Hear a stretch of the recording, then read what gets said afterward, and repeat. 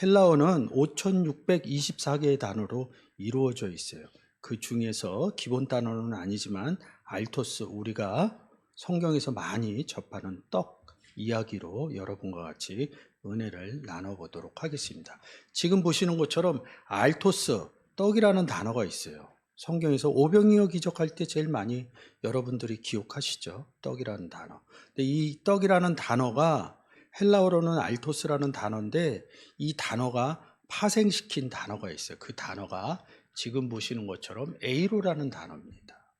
그러니까 이 떡이라는 단어를 알기 이전에 기본적으로 보여지는 이 에이로라는 단어에 대해서 아셔야 돼요. 그러면 떡이 무엇인지 이 연결 부분들이 그냥 자연스럽게 알게 되는 거죠. 그래서 이 에이로라는 단어는 어떻게 쓰여지는가 많이 쓰여져 있는데 거기서 대표적인 구절 한 4구절만 제가 갖고 왔습니다. 지금 보시는 것처럼 아이로라는 단어에서 이 아르토스라는 단어가 이렇게 파생되어져요. 제가 항상 볼 때마다 이렇게 마른 목글로 빨간색으로 이렇게 표시를 하면 기본 단어다, 성경의 기본 단어다 이렇게 생각하시면 되고, 이 기본 단어에서 이 동그란 상태가 바로 파생되어져 나온 단어 이렇게 생각하시면 됩니다. 그래서 이 아르토스라는 단어, 그래서 에이로라는 단어를 아셔야 그 의미를 찾아서 볼 수 있습니다. 에이로라는 단어는, 아이로라는 단어는 이렇게 써져 있는데 요한일서 3장 5절입니다. 그가 우리 죄를 없이 하려고 나타나신 바 된 것을 너희가 아나니 그에게는 죄가 없느니라. 그가 우리의 죄를, 그가 누구예요? 예수 그리스도죠. 죄를 없이 하려고 하는데, 없이 하려고 하는데 죄를 없애는 능력이 이 아이로라는 단어에 있다는 거죠. 그러면 죄가 없어지려면 어떻게 해요? 죄인, 예수 그리스도를 영접 안 하면 성경에서는 죄인이라고 합니다. 그러면 죄인이 안 되려면 누구? 그 예수 그리스도가 있어야겠죠. 그가 우리의 죄를 없이 하려고. 그러니까 없애는 이 영접의 의미가 숨겨져 있는 단어가 아이로라는 단어입니다. 근데 왜 이 단어에서 떡이 나왔냐? 이런 부분을 보시면 될 것 같습니다. 고린도전서 6장 15절도 한번 보고 갈게요. 너희 몸이 그리스도의 지체인 줄을 알지 못하느냐? 내가 그리스도의 지체를 가지고 창기의 지체를 만들겠느냐? 결코 그럴 수 없느니라. 우리가 그리스도의 지체를 가지고 있다. 이 소리는 뭐예요? 죄가 없어진 사람이다. 이런 의미입니다. 그 죄를 누가 없애요? 예수님이 없애는 거죠. 그래서 요한복음 1장 29절. 이튿날 요한이 예수께서 자기에게 나아오심을 보고 가로되 보라 세상 죄를 지고 가는 하나님의 어린 양이로다. 하나님의 어린 양 누구예요?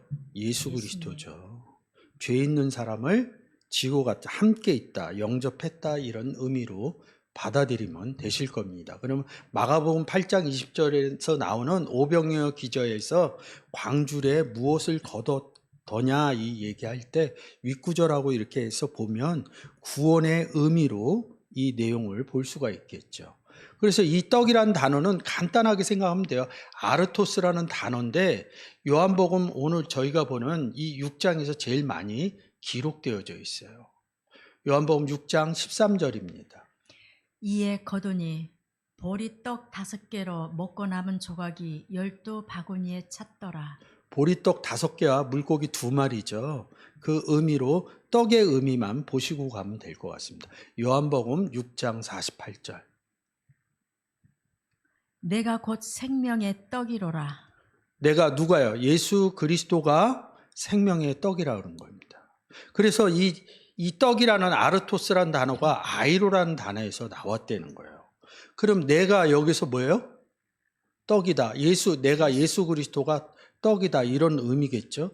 그래서 이 의미에서 보면 그가 우리의 죄를 없이 하려면 뭘 줘야 돼? 예수 그리스도를 줘야 되는데 이 아이로라는 단어하고 뭐예요?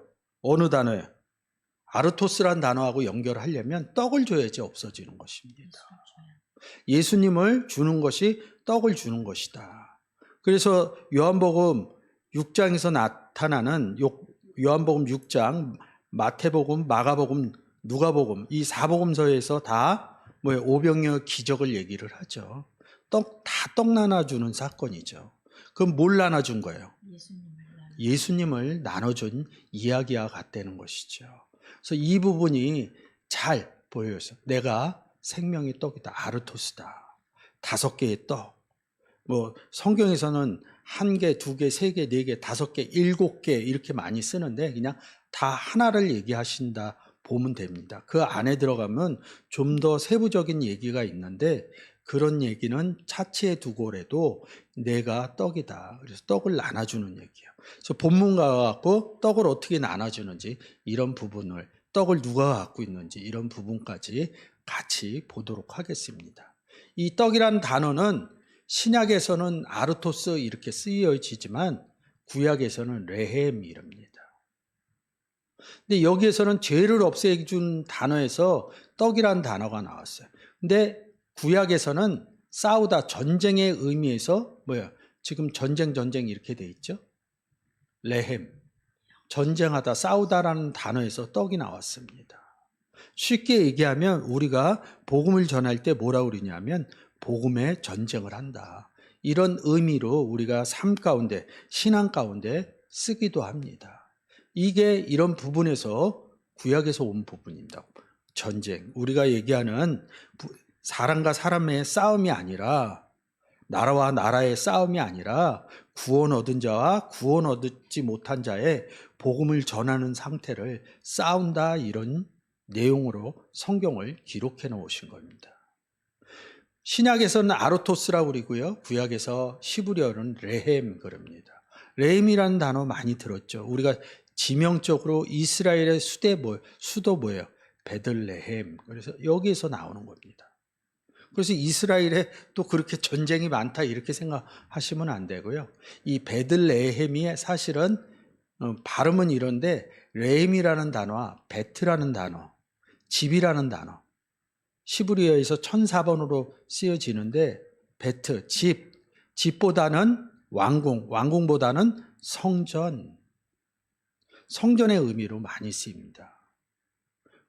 왕상 8장에서 솔로몬이 하나님의 성전을 쓸 때 이 베들이라는 원래 발음하면 베트입니다. 이 단어로 여호와의 전을 표시를 합니다. 그러니까 성전에 있는 빵. 그래서 성전에 뭐가 있어요? 떡상이 있죠. 그런 의미하고 다 순차적으로 연결이 됩니다. 근데 성전 안에 떡상이 있다는 것을 모르면 제가 이렇게 설명드려도 모르시겠죠. 그래서 이 구약에는 레임이라 쓴다. 아르토스라 안 쓰고 레임이라고 쓴다. 이렇게 아시면 좋을 것 같습니다. 그래서 레임이 쓰여져 있는 의미를 생각하기 전에 신약에서 내가 생명의 레햄이다. 이렇게 생각하면 됩니다. 구약에도 떡 얘기가 나오면 예수 그리스도 얘기하는 거구나. 구원 부분으로 생각하시면 됩니다. 그래서 이 레임이라는 단어가 3898번 라함, 싸우다라는 단어에서 오는 거죠. 그래서 출애굽기 39장 36절. 상과 그 모든 기구와 진설병과.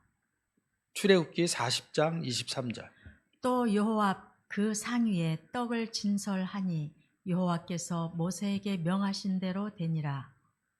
다 이거 여호와 상 위에 진설병 떡 얘기하는 겁니다.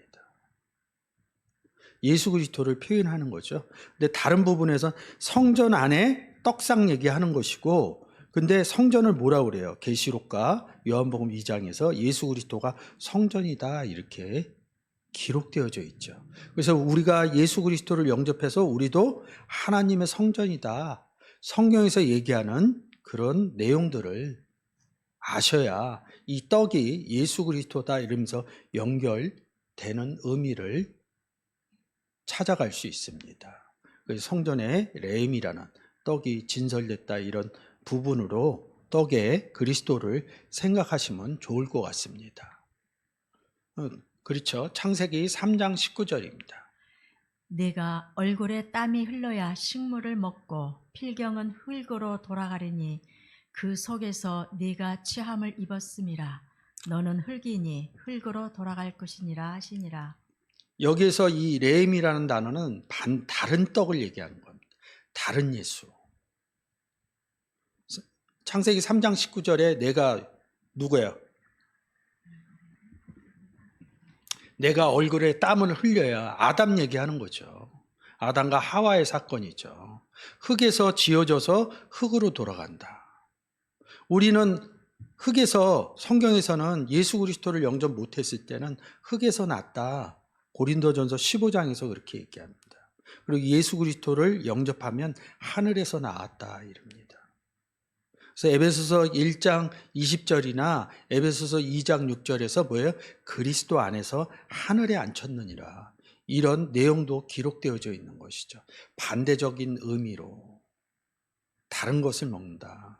우리가 예수 그리스도에 대해, 성경에 대해서 우리가 지금 이렇게 여러분들하고 은혜스럽게 논할 때 말씀을 먹는다. 이 먹는다의 의미를 가지고 오시면 될 것 같습니다. 그래서 아담은 구원받지 못한 상태로 얘기를 하는 것이죠. 그래서 흑인이 흙으로 돌아가는 것이고요. 하나님의 말씀, 아까 얘기한 베틀레헴 성전의 떡을 먹으면 어떻게 돼요? 하늘로 돌아가게 돼 있습니다. 그래서 천국 가는 얘기를 계속하는 것이죠. 말라기서 1장 7절입니다. 너희가 더러운 떡을 나의 단에 드리고도 말하기를 우리가 어떻게 주를 더럽게 하였나이까 하는도다.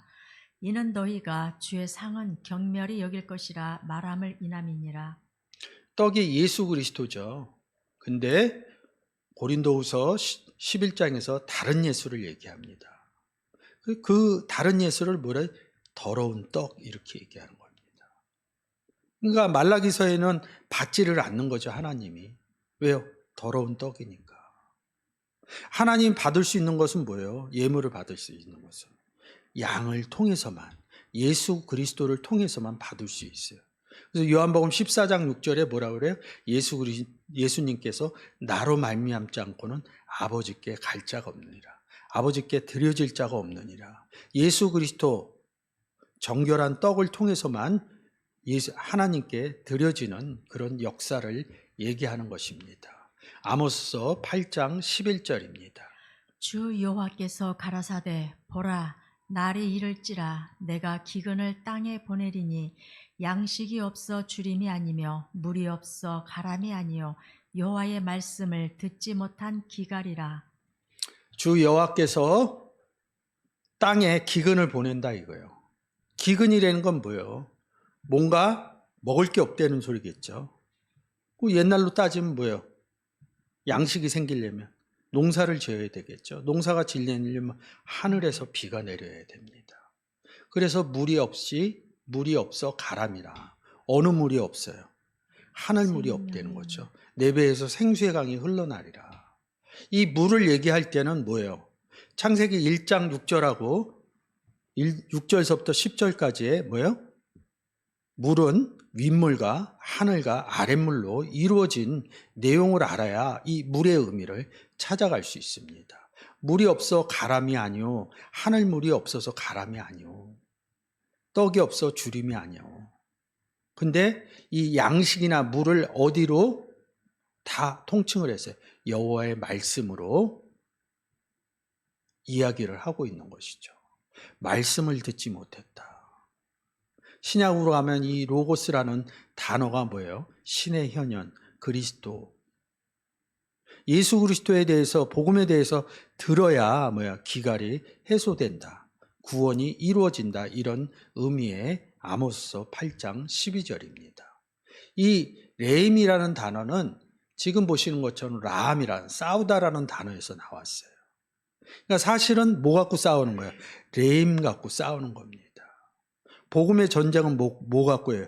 예수 그리스도 전하는데 아까 얘기한 것처럼 내가 생명의 떡이다. 복음을 전하는 것은 곧 예수님을 전하는 것이기도 하지만 다시 바꿔서 얘기하면 떡을 전하는 것하고 같습니다. 떡을 드리는 거하고 같죠. 그게 복음의 전쟁입니다. 그래서 전쟁할 때 뭐 갖고 싸우느냐? 떡 갖고, 예수 그리스도 갖고. 국가와 국가 간의 전쟁을 얘기하는 것이 아닙니다. 복음의 전쟁을 얘기하는 것입니다.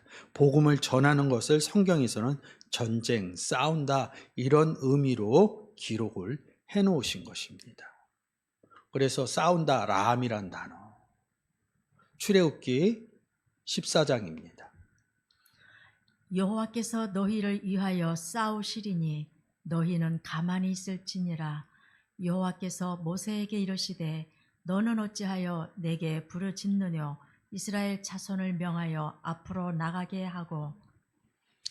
여호와께서 너희를 위하여 싸우시나. 누구하고 싸워요? 여기 본문으로 가면 아멜렉하고 싸웁니다. 아멜렉은 이스라엘을 중점으로, 가나안을 중점으로 생각하면 뭐예요? 이방이죠. 그래서 가나안과 이방의 의미를 잘 알아야. 그럼 왜 가나안 사람, 가나안에 구원 얻은 사람하고 이방 사람하고 싸우느냐? 에베소서 2장에 가면 뭐예요? 이방 사람은 그리스도 밖에 있는 사람이다. 이렇게 기록을 해놨죠. 근데 구약에서 마치 보면 가나안 사람하고 이방 사람들하고 땅의 전쟁을 얘기하는 것 같습니다. 그리고 출애굽기 얘기해서 신학적으로 보면 땅의 분배를 많이 얘기하고 있습니다. 그런 역사적인 의미에서 영토의 전쟁이 아니라 복음의 전쟁이라는 뜻을 알아야 아멜렉하고 싸운다. 이런 의미로 해석할 수 있습니다. 그래서 밑에 쓰여져 있는 구절이 다 싸운다는 구절이에요. 출애굽기 17장 8절. 때에 아말렉이 이르러 이스라엘과 르비딤에서 싸우니라. 그래서 아멜렉하고는 뭐예요? 대대로 싸우리라 이럽니다. 지금은 아멜렉 없잖아요. 이방하고 대대로, 이방에 대대로 복음을 전하리라 이런 뜻으로 받아들이시면 좋을 것 같습니다. 신명기 20장 4절입니다. 너희 하나님 여호와는 너희와 함께 행하시며 너희를 위하여 너희 대적을 치고 너희를 구원하시는 자니라 할 것이며. 너희 대적을 쳐서 나라를 뺏으면 구원을 얻는 거예요? 구원의 의미가 여기 나오잖아요. 여기서 잊어버리는 거예요, 구원에. 예수, 여호와의 외에는 구원할 자가 없느니라. 예수 그리스도 이름 외에는 구원할 자가 없느니라. 아주 성경의 기본적인 의미. 구원은 뭐를 통해서 이루어져요? 예수 그리스도 영접을 통해서 이루어진다는 사실을 아주 철저하게 기록되어진 부분을 보지 못하고 깨닫지 못하면 대적을 치고 구원하시라 이런 부분에 구원 부분을 구원에다 그 뜻을 뭐예요? 람이라는 단어의 뜻을 해석해낼 수 없는 것입니다. 그래서 제가 복음의 전쟁이라고 이야기를 하는 것입니다. 그래서 이 떡이라는 단어는 죄를 사해 줄 수 있는 내용이 있고요. 그리고 이 떡을 가지고 복음의 전쟁을 한다 이런 의미로 받아들이시면 좋을 것 같습니다. 오늘의 본문이죠. 요한복음 6장의 내용이죠. 요한복음 6장 4절입니다. 마침 유대인의 명절인 유월절이 가까운지라. 자, 3절에서 예수께서 산에 오르사 제자들과 함께 거기 앉으시니 이럽니다. 유대인의 명절, 산에 오르사 거기 앉았는데 유대인의 명절이 가까웠다는 거예요. 제자들과 왜 함께 앉아 있을까요? 이 함께 앉아 있다는 얘기는 뭐냐면 앉아 있다는 단어는 카테마이라는 단어예요. 뭐 흑암에 앉은 백성, 그늘에 앉은 백성 뭐 대표적으로 씁니다. 근데 이 앉았다 이런 단어가 카테마이라는 단어인데 카타라는 단어에서 나와요. 어디에 속했다 이런 겁니다. 예수께서 산에 오르시니 제자들이 함께 있었다. 예수님께 속했다. 이런 의미로 생각을 하시고 4절에 넘어와서 유대인의 명절인 유월절이 가까운지라. 유월절이 됐다는 거죠. 앵기조 했다는 거죠. 여기 가깝다 이 단어가 뭐야? 천국이 가까워져 있느니라 이런다고요. 그러니까 성경을 볼 때 구원의 의미로 잘 접근해야 돼요. 천국이 가까웠다 이런 의미는 구원이 이룰 때가 됐느니라 이런 의미로 얘기를 하는 것이거든요. 그러면 유월절이 가까워졌다 그러면 유월절의 의미를 아셔야겠죠. 유월절을 모르는 분이 어디 있어요? 구약에서 뭐예요? 유월절, 무교절, 부활절, 오순절, 칠칠절이죠. 나팔절, 대속절, 초막절 이릅니다. 그래서 3대 절기를 뭐라 그래? 유월절, 무교절 이렇게 해서 한절기 이렇게 하고 칠칠절 한절기 그리고 초막절 한절기 3대 절기라고 얘기를 하죠. 그래서 1년에 3차 3번의 절기 때 빈손으로 나오지 마라. 하나님께 예물을 드려라 이럽니다. 그래서 유월절의 의미가 뭐냐? 출애굽기에서 뭐예요? 출애굽할 때 맨 마지막 장자의 재앙이 일어나면서 그날 저녁에 유월절이 되는 것이죠. 뭐야? 유월절의 대표적인 의미가 뭐예요? 지금 보시는 것처럼 출애굽기 12장 21절입니다. 모세가 이스라엘 모든 장로를 불러서 그들에게 이르되 너희는 나가서 너희 가족대로 어린 양을 택하여 유월절 양으로 잡고. 신약에서 어린 양을 누구라 그래요? 그 예수님이라고요. 그러니까 여기서 또 이렇게 잡는다 그러니까 뭐야? 사륙의 의미로 받아들인다고요. 그래서 제가 앞에 생각하면서 뭐라 그랬어요? 구원의 의미로 생각을 해야 돼요. 예수 그리스도를 막 잡아요? 제가 어린 양을 예수 그리스도로 의미로 집어넣는다면 막 어린 양을 잡아요? 영접하는 것을 구약에서는 잡고 이렇게 표현을 합니다. 근데 우리가 유월절 이럴 때 뭐라고 생각을 해요? 이 부분으로 안 봐요. 어린 양을 택하여 유월절 양으로 드리고로 안 본다고요. 그냥 유월절은 이러면 이렇게 보통 기록되어져 있어요. 유월절은 유대인들이 이집트의 노예 생활에서 해방된 것을 기념하는 가장 중요한 명절, 히브리어로는 페사흐라고 하며 넘어간다는 뜻을 가지고 있다. 재앙이 넘어감. 유월절은 이집트에 마지막 재앙이 내려졌을 때 문설주에 어린 양의 피를 바른 이스라엘 백성의 집을 죽음의 사자가 넘어갔다는 성경 속 이야기에서 유래. 노예 생활 탈출 기념. 유월절은 기원전 1513년경 이스라엘 민족이 이집트에서 노예 생활을 끝내고 자유를 되찾은 날을 기념합니다. 그냥 이렇게만 알고 있어요. 넘어갔다. 이 의미로. 그리고 뭐예요? 이스라엘 민족이 이집트 노예 생활을 끝내고. 근데 이 유월절 내용이 어디 기록되어져 있어요? 출애굽기에 기록되어져 있죠. 이 출애굽기는 신약과 구약 속에서 구약에 기록되어진 출애굽기 책입니다. 성경 한 권의 책에 있는 내용입니다. 성경은 하나님과 예수 그리스도와 구원 얻은 사람들의 이야기를 기록해 놓은 책입니다. 근데 이렇게 역사적으로 표현을 하고 있어요. 그러면 잊어버리는 거예요. 성경의 원뜻을 잊어버리는 겁니다. 저도 예수 그리스도를 처음 믿고 역사적인 의미로 성경을 배웠습니다. 어렸을 때는, 처음에 왔을 때는 세상 삶에 익숙하기 때문에 역사적인 의미로 접근을 해야 성경을 보거나 읽을 수 있어요. 그렇지만 오랜 세월이 되어서 장성한 분별력에 이뤘다 그러면 성경에서 최소한 성경에서 얘기하고자 하는 내용이 무엇인지 한 번은 곱씹어 보셔야 됩니다. 그 내용이 뭐예요? 하나님과 예수 그리스도와 구원 얻은 사람들의 내용을 성경책에 구약, 신약으로 기록해 놓으신 것입니다. 그 의미를 잊어버리면 지금 보시는 것처럼 역사적인 의미로 잃어버리면 역사적인 의미로 생각을 하시면 우리의 구원은 온데간데 없어지게 됩니다. 남의 얘기. 이것이 또 저의 역사 얘기가 아닙니다. 저는 한민족사가 있으니까. 이건 이스라엘 역사예요. 그리고 성경은 역사를 배우려고 보는 것이 아닙니다. 나의 구원을 확증하려고.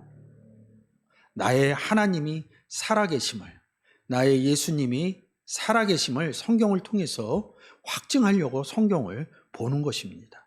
그래서 저희 교회는 그것을 헬라어나 시브리어로 더 보는 것이죠. 그래서 유월절의 의미를 단어로 어떻게 기록되어졌나 한 번 더 자세히 보도록 하겠습니다. 유월절 파스카일입니다. 신약에서는 이 한 단어만 쓰여져 있어요. 그러면서 뭐예요? 시브리어 6452번에서 52번을 보라 이렇게 써 있습니다. 그래서 여기 쓰여져 있는 내용으로 보면 아까 읽은 것처럼 뭐예요? 넘어가다, 파사어 했죠? 패사어 이렇게 썼습니다. 근데 저는 이제 번호까지 이렇게 붙였네요. 그리고 유월절, 절름발이 이렇게 세 단어로 그 의미를 찾아가 보도록 하겠습니다. 파스카 유월절입니다. 고린도전서 5장 7절. 너희는 누룩 없는 자인데 새 덩어리가 되기 위하여 묵은 누룩을 내어버리라. 우리의 유월절 양 곧 그리스도께서 희생이 되셨느니라. 유월절 그리스도께서 시상되었다. 그래서 유월절과 어린 양과 연결을 시키는 겁니다. 마가복음 14장 12절입니다. 유월절의 첫날 곧 유월절 양 잡는 날에 제자들이 예수께 여짜오되 우리가 어디로 가서 선생님으로 유월절을 잡수시게 예비하기를 원하시나이까 하매 무월절 첫날 곧 유월절 양, 무교절과 유월절을 같이 써요. 우리는 밤 12시 기준으로 시간이 변하지만 뭐예요? 유대인들은 저녁 오후 6시가 우리의 밤 12시하고 같습니다. 그래서 무교절과 유월절을 로마식으로 하면 같은 날에 기록을 하는 것입니다. 근데 그 내용을 어떨 때는 유대식으로 표현을 하고 어떨 때는 로마식으로 성경을 표현해 놔서 그런 것입니다. 양 잡는 날이다. 도사라는 이런 의미로 보시면 안 되고요. 양 잡는 날이다. 이 영접하는 날이다. 이렇게 보시면 됩니다. 그래서 제가 신명기 대하 이렇게 해서 뭐예요? 1년에 3차 여호와의 택하신 곳 성전에 가서 뭐야? 여호와께 공수로 여호와께 보이지 말고. 대하 내용도 마찬가지입니다. 누가복음과 요한복음 2장 10 예수 그리스도가 그래서 뭐예요? 유월절을 찾아오면 뭐야? 예루살렘에 가더니 예루살렘에 올라가셨다 이럽니다. 부모가 예루살렘에 홍수를 베지 않은 거예요. 이런 부분들이. 왜 유월절에 올라갔는지. 1년에 3차 올라가시라는 내용들이 있으니까. 밑에 유월절, 무교절 같이 썼죠. 그래서 로마식과 유대식 시간을 알아야 이 지금 쓰여져 있는 이런 의미를 찾아갈 수 있는 것입니다. 근데 이 단어를 뭐라 그래요? 파스카라는 단어를 시브리어 파사흐라는 단어하고 연결을 시켰습니다. 해리 사전으로 보시면요. 그래서 이 파사흐라는 단어 이사야서 31장 5절 새가 날개치며 그 새끼를 보호함 같이 나 만군의 여호와가 예루살렘을 보호할 것이라. 그것을 호위하며 건지며 넘어와서 구원하리라 하셨나니. 넘어와서의 의미는 구원하리라. 이 의미가 숨겨져 있는 것입니다. 그래서 출애굽기 12장 23절에서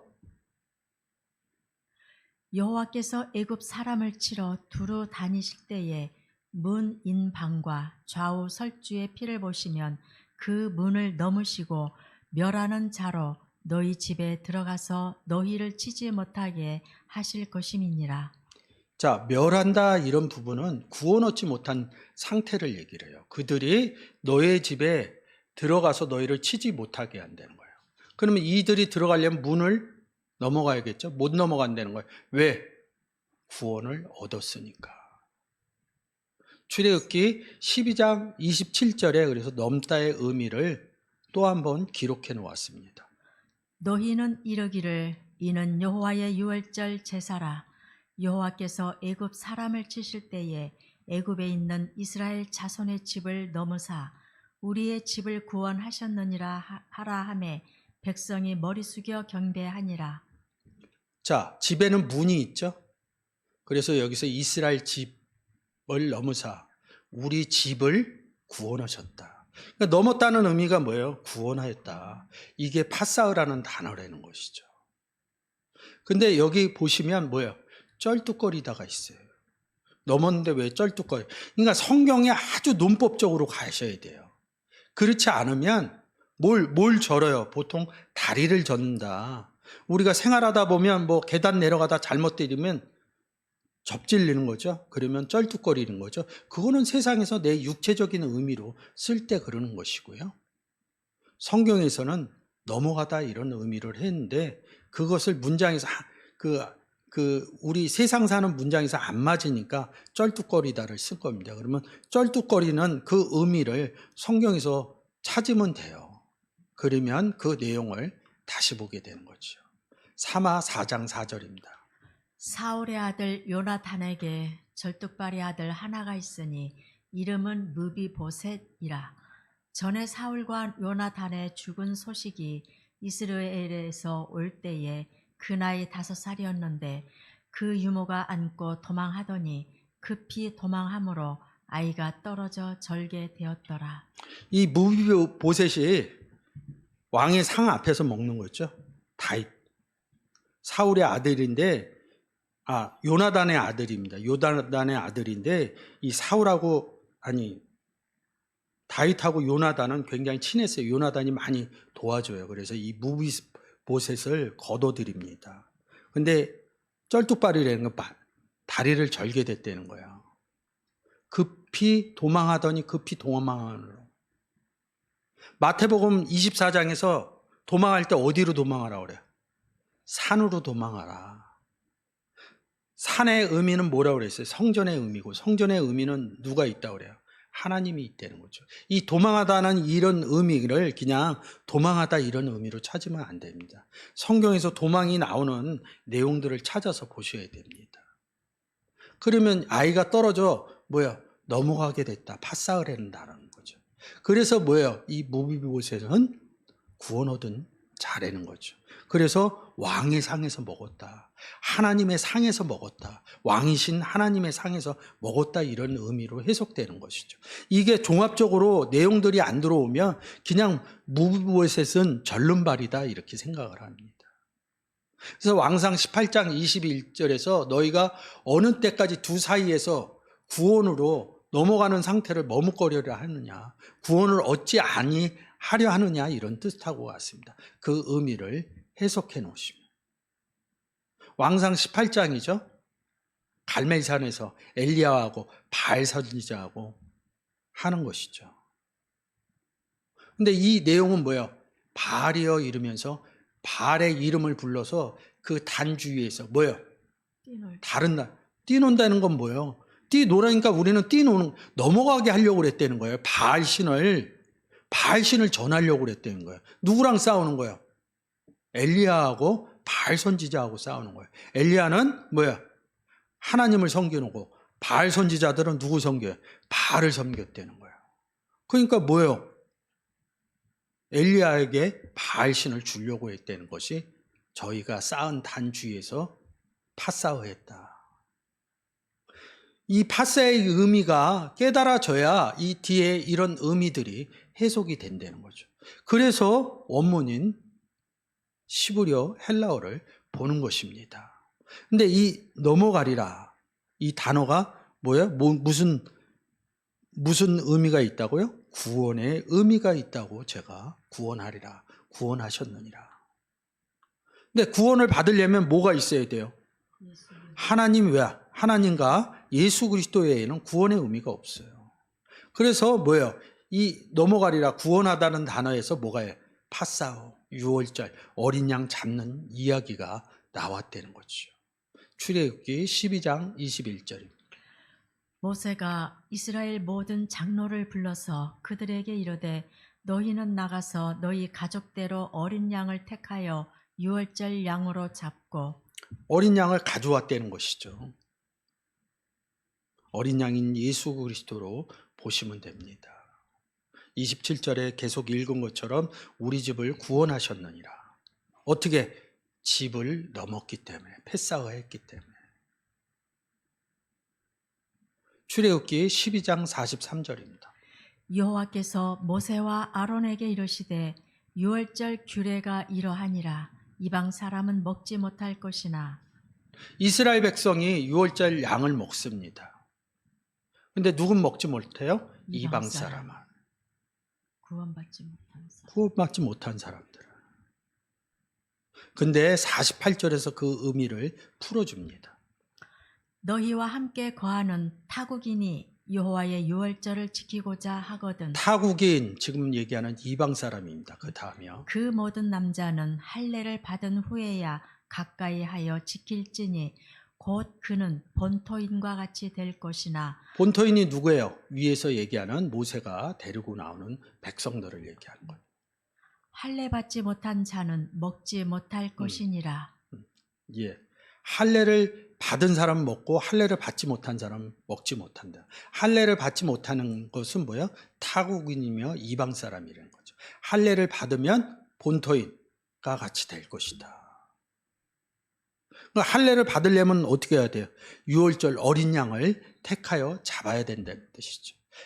어린 양인 예수 그리스도를 영접하면 그리스도 안에 들어가 있고, 할례 받지 못하면 이방 사람, 그리스도 밖에 있는 사람. 그래서 에베소서 2장의 내용은 이방 사람에 대한 규정을 신약에서 명확하게 해놓습니다.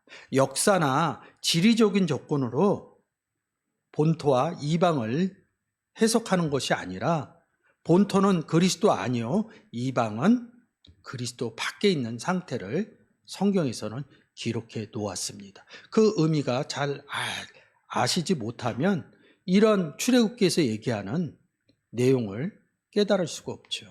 그래서 뭐예요? 유월절은 어린 양, 유월절 제사는 뭐예요? 영접했을 때 유월절 제사를 지냈다. 이런 의미로 받아들이면 좋으실 겁니다. 유월절 어린 양 제사를 드려서 뭐예요? 나팔을 불어서 또 열매 맺어서 장막절에 이르는 그 의미로 생각하시면 좋을 것 같습니다. 자, 5절입니다. 예수께서 눈을 들어 큰 무리가 자기에게로 오는 것을 보시고 빌립에게 이르시되 우리가 어디서 떡을 사서 이 사람들로 먹게 하겠느냐 하시니. 이 문장상으로 보면 떡 돈 주고 살아야 되죠. 그래서 뭐 200데나리온 얘기하죠. 그래서 그런 의미로 보는 게 아니라 단어 하나에 성경이 가지고 있는 이 떡이라는 단어, 앞에서 설명했듯이 지금 신약으로 헬라어로 하면 아르토스, 구약으로 하면 레헴, 이래서 이 떡이라는 단어는 가볍게 규정하면 돼요. 요한복음 6장 48절에서 내가 곧 생명의 떡이로라. 뭐요? 내가 생명의 떡인 아르토스요. 구약으로 따지면 레임이요. 이 의미로 받아들이시면 문장이 금방 풀려요. 이 내용이 뭐예요? 오병이어의 기적이라는 내용으로 여러분들이 아시고 있는 사실입니다. 6절, 7절, 8절. 이렇게 말씀하시면 친히 어떻게 하실 것을 아시고 빌립을 시험코자 하심이라. 빌립이 대답하되 각 사람으로 조금씩 받게 할지라도 200데나리온의 떡이 부족하리이다. 제자 중 하나 곧 시몬 베드로의 형제 안드레가 예수께 여짜오되. 빌립이 뭐예요? 200데나리온 떡이 부족하다. 200데나리온, 이게 읽으면 떡을 살려면 200데나리온이 있어야 된다. 이런 의미로 우리는 그냥 연상적으로 생각을 합니다. 근데 앞에서 떡 얘기했잖아요. 네, 떡이 예수 그리스도다. 근데 이 빌립이 누구예요? 예수 그리스도의 제자예요. 제자가 뭐예요? 예수 그리스도를 영접한 상태를 제자라고 합니다. 그래서 우리는 예수 그리스도 안에 있습니다. 그리고 또 뭐라고 그래요? 내 안에 예수 그리스도가 있습니다. 내가 생명의 떡이다, 이런 구절로 예수 그리스도를 바꾸면 우리는 떡 안에 있고요. 떡집 안에 있고요. 그리고 내 안에 떡이신 예수 그리스도가 있다. 이 빌립이 모르는 거예요, 이 내용을. 나중에 이 오병이어의 기적을 다 하고 다른 본문에 가서 다른 데를 가는데 떡 가져가기를 잊었다 이럽니다. 그럼 마치 떡을 내 안에 계신 예수 그리스도를 잊어버린 내용을 얘기하는 것입니다. 떡 가져가기를 잊어버렸다. 아니, 예수 그리스도하고 같이 가는데 뭘 떡 가져가기를 잊어버려요. 예수 그리스도와 함께 있는 그런 상태를 모르는 것입니다. 9절.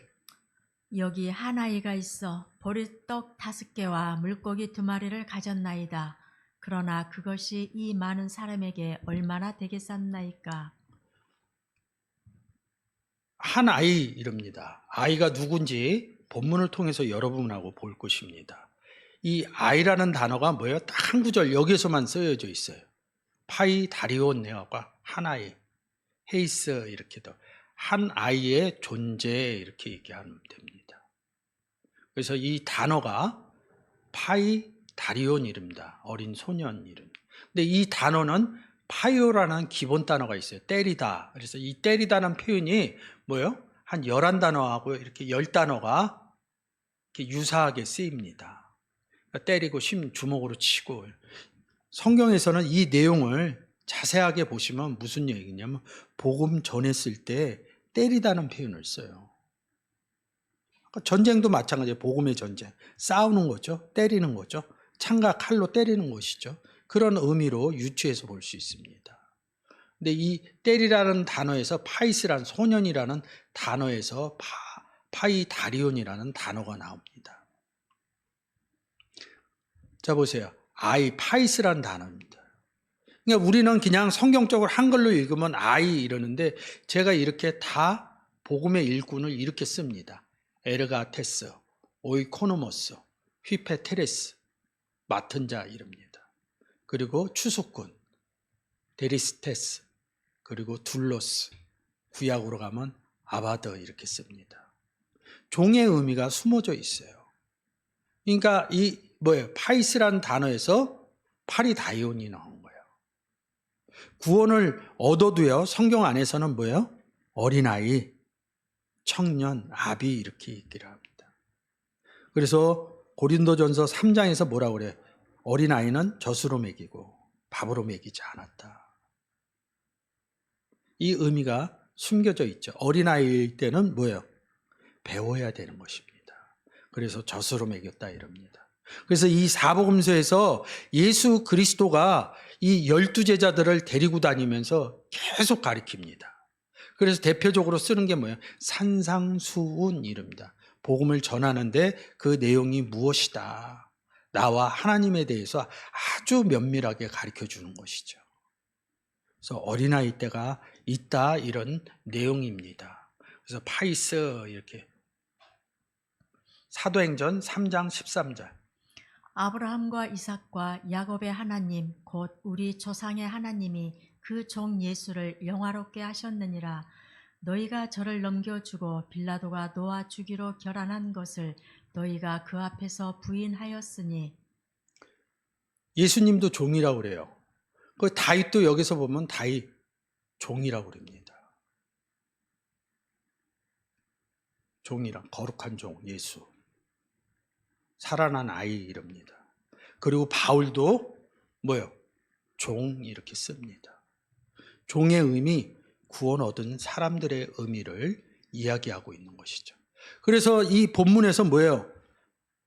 200데나리의 떡을 사와야 된다는데 뭐라 그래요? 한 아이가 보리떡 5개와 물고기 2마리를 가졌다 이럽니다. 근데 왜 아까 7절에서 200데나리의 떡을 가져야 떡을 산다 이런 의미로 써요. 모르는 거예요. 자기가 떡을 갖고 있는지. 근데 안드레가 알았나 봅니다. 그래서 한 아이가 떡을 갖고 있다 이런 의미로 쓰여지는 거죠. 여기선 한 아이라고 그랬어요. 근데 누가복음 9장에서는 뭐라고 그러냐면 누가복음 9장 13절 보이세요? 안 보이시나 보네. 예수께서 이르시되 너희가 먹을 것을 주어라. 하시니 여짜오되 우리에게, 이 우리가 누구예요? 제자. 그래서 아이가 똑같은 이 6분문이 떡 5개와 물고기 2마리 내용을 쓰여져 있는 구절입니다. 근데 여긴 아이라고 그랬죠. 한 아이. 근데 여기에선 우리에게 이럽니다. 제자들에게 다 구원을 얻은 것이죠. 내가 생명의 떡이니라. 내가 누구예요? 예수 그리스도죠. 우리는 베들레헴 떡 안에 들어가 있는, 성전 안에 들어가 있는 사람이고요. 예수 그리스도가 우리 안에 있기 때문에 떡이신 예수 그리스도가 우리 안에 있는 거죠. 그래서 우리에게 떡 5개, 물고기 2마리가 있다. 마태복음 14장에서는 뭐라고 그래요? 예수께서 가라사대 때 갈 것 없다. 너희가 먹을 것을 주어라 이럽니다. 17절에 제자들이 가로되 여기 우리에게 있는 것은 뭐라고 그래요? 떡 5개와 물고기 2마리뿐이라. 15장에서도 또 떡 얘기하죠. 예수께서 가라사대 너희에게 떡이 몇 개나 있느냐. 가로되 여기는 7개라고 썼습니다. 7개와 작은 생선 2마리가 있는. 일단 떡이 있다는 소리겠죠. 우리에게. 이 사복음서에서 다 기록을 해놨어요. 지금 요한복음, 누가복음, 마태복음 14장, 15장. 마가복음에서도 2장을 기록해 놨습니다. 떡에 관해서. 마태복음 6장 37절에 너희가 먹을 것을 주어라 이럽니다. 근데 여기서 또 빌립이 얘기한 게 아니라 우리가 가서 200데나리온의 떡을 사다 먹이리까? 근데 예수님이 다시 얘기해요. 이르시되 너희에게 떡이 몇 개 있느냐? 이제 생각이 난 거예요. 내 안에 예수 그리스도가 있다는 것을. 알아보고 가로되 떡 5개와 물고기 2마리가 있습니다. 이렇게 얘기하는 거예요. 마가복음 8장에서 너희에게도 떡이 몇 개 있느냐? 7이로소이다 이럽니다. 떡을 가지고 있다는 것이죠. 그래서 이 의미를 여지까지 여러분들이 아는 오병이어의 기적의 내용으로 생각하시는 게 아니라 예수님이 먹을 것을 많이 줬다 이런 게 아니라 잔디에 앉혀서 구원의 행위를 했다 이런 부분으로 보셔야 됩니다. 여기서 더 중요한 것은 뭐예요? 예수님이 직접 당신이 떡을 나눠준 게 아니라 뭐예요? 너희가 먹을 것을 주어라. 너희가 먹을 것을 주어라. 제자를 통해서만 한다는 거죠. 요한복음 2장에서도 뭐예요? 가나안 혼인잔치에서도 물로 된 포도주 할 때 누가 나눠줘요? 거기선 하인이 나눠준다. 예수 그리스도가 직접 나눠주지 않습니다. 구원은 구원 얻은 사람들을 통해서 구원을 얻게 하지 예수님이 직접 현현해서 구원 얻게 하지 않습니다. 저도 그랬고요. 여러분도 먼저 구원 얻은 사람들을 통해서 예수 그리스도를 영접했다는 사실을 잊지 않으셨으면 좋겠습니다. 그래서 우리가 생각하는 내용들이 삶을 부하게 만든 예수 그리스도의 오병이어의 사건이 아니라 예수 그리스도가 제자들을 통해서 내가 생명의 떡을 나눠주신 구원의 사건으로 이 오병이어의 내용들을 성경을 통해서 여러분들이 잘 인지하는 은혜가 삶 가운데 이루어졌으면 좋겠습니다. 여러분 또 내일 오늘 주일을 지나고 내일 또 삶 가운데로 돌아가면 혹시 예수 그리스도를 아직 알지 못하거나 아직 교회에 출석하지 않거나 아니면 예수 그리스도를 아직 영접하지 않은 분이 주변에 계신다 그러면 내가 생명의 떡이신 예수 그리스도를 전하는 떡을 돌리는 여러분들의 삶들이 은혜 가운데 이루어 주시길 주의 이름으로 축원드립니다.